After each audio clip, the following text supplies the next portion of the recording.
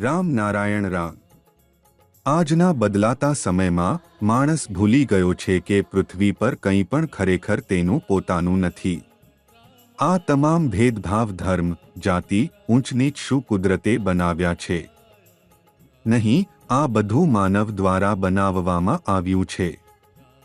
આ બધું મનુષ્ય રચિત છે। અમે કુદરતનો કેટલો પણ આભાર માનીએ તે ઓછું જ પડશે, કારણ કે આપણે અસ્તિત્વમાં છીએ તે માત્ર કુદરતના કારણે।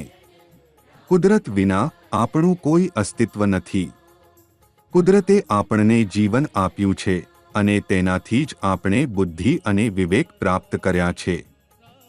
આપણે જીવનમાં જે કંઈ કરીએ તે આપણા આંતરિક વિવેકના માર્ગદર્શન હેઠળ હોવું જોઈએ, કેમ કે વિવેક જ આપણને સાચું અને ખોટું બતાવે છે। દિન પ્રતિદિન પૃથ્વીની પરિસ્થિતિ ખરાબ થતી જાય છે। લોકો માટે સમજવું મુશ્કેલ બની રહ્યું છે કે શું સાચું છે અને શું ખોટું। વ્યક્તિનું સાચું ધર્મ તેના મન અને હૃદયમાં વસેલું હોય છે અને તેનું પાલન કરવું જોઈએ। પરંતુ રાત્રે વ્યક્તિએ ધ્યાન મેડિટેશન કરવું જોઈએ। જ્યારે કોઈ વ્યક્તિ ભોજન કર્યા પછી શયન માટે જાય ત્યારે તેને પથારી પર જ બેસીને ધ્યાન કરવું જોઈએ। ધ્યાન પણ એક પ્રકારની ઉપાસના છે। જો વિદ્યાર્થી 1 કલાક ધ્યાન કર્યા પછી 1 કલાક અભ્યાસ કરે તો તે 100 વર્ષના જ્ઞાનને સમાન થશે અને તે ક્યારે ભૂલાશે નહીં। તે જ રીતે જે લોકો ધ્યાન કરે છે તેઓ જીવનની તમામ અડચણોને પાર કરવાની શક્તિ મેળવે છે। તેઓ પોતાને સશક્ત બનાવે છે। કુદરતનું સંવિધાન, કુદરતનું જ્ઞાન, કુદરતનું શિક્ષણ આ બધું દરેક માટે છે। કોઈ પણ માણસ જન્મ સાથે કોઈ નિશ્ચિત ધર્મ લઈને આવતો નથી। સૌ લોકો આકાશ અને બ્રહ્માંડના ધર્મ સાથે જન્મે છે અને વિવેક એ જ આપણો ઈશ્વર છે। તો પછી અલગ અલગ ધર્મોની જરૂર શા માટે? દુનિયામાં એટલા બધા ધર્મો હોવા છતાં લોકો આજે ભૂખ્યા છે, ઘર વિના છે, શિક્ષણ અને આરોગ્ય સુવિધાઓથી વંચિત છે। આવો ધર્મ કેવો કે જે માનવજાતની સેવા પણ ન કરી શકે? જો ધર્મ માનવ સેવા ન કરે તો તે ધર્મ હોવો જ જોઈએ નહીં।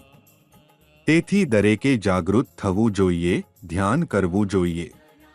ધ્યાન એ ચાવી છે, તેના દ્વારા બધું જ ઠીક થઈ જશે।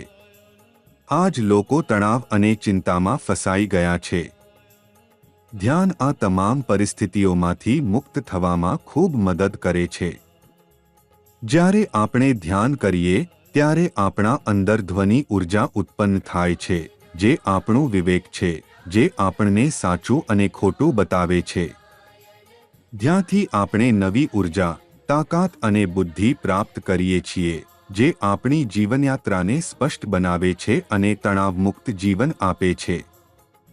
અત્યારના સમયમાં આપણે બધા ગુમ થઈ ગયા છીએ। અમે ક્યાંથી આવ્યા છીએ, ક્યાં જવું છે અને આપણું જીવન લક્ષ્ય શું છે તે બધું જ ભૂલી ગયા છીએ।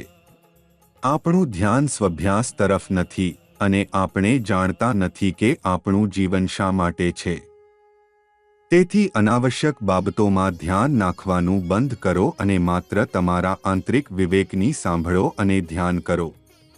અમારા મહાગુરુએ અમને પવિત્ર મંત્ર આપ્યો છે, રામ નારાયણ રામ। આ મંત્ર બધા માટે જીવન આપનાર છે। જેમ જેમ આપણે આ મંત્રનો જાપ કરીએ છીએ તેમ તેમ આપણું આંતરિક વિવેક પ્રબોધ પામે છે। ફક્ત આ મંત્રને જીવનમાં અપનાવો અને ચમત્કાર જોશો। તમારું મન જાગૃત કરો અને આંતરિક ઉર્જાને ગ્રહણ કરો। રામ નારાયણ રામ તમારા અંદર જ છે। ફક્ત તેનો સ્મરણ કરતા રહો। રામ નારાયણ રામ।